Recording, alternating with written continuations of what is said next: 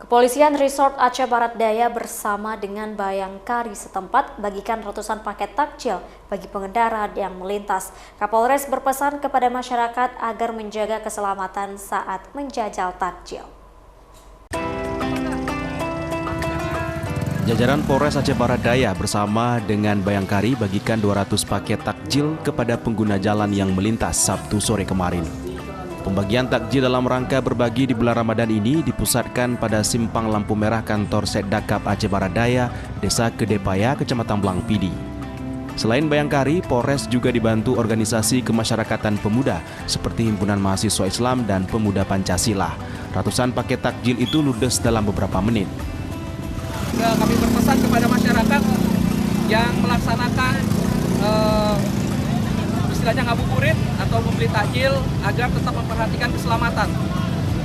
Keselamatan yang utama, jangan kecepatan, keluarga menunggu di rumah, itu yang utama. Memasuki minggu ketiga Ramadan 1445 Hijriah, aktivitas di jalan raya meningkat. Pengguna jalan tidak hanya warga Aceh Barat Daya, juga ada dari kabupaten tetangga seperti Kabupaten Aceh Selatan dan Nagan Raya. Tingginya mobilitas selama Ramadan, Kapolres menghimbau untuk tetap menjaga Harkamtibmas. Dirinya juga berpesan menjaga keselamatan diri sendiri juga pengguna jalan lainnya. Dari Kabupaten Aceh Barat Daya, Erdawati iNews melaporkan.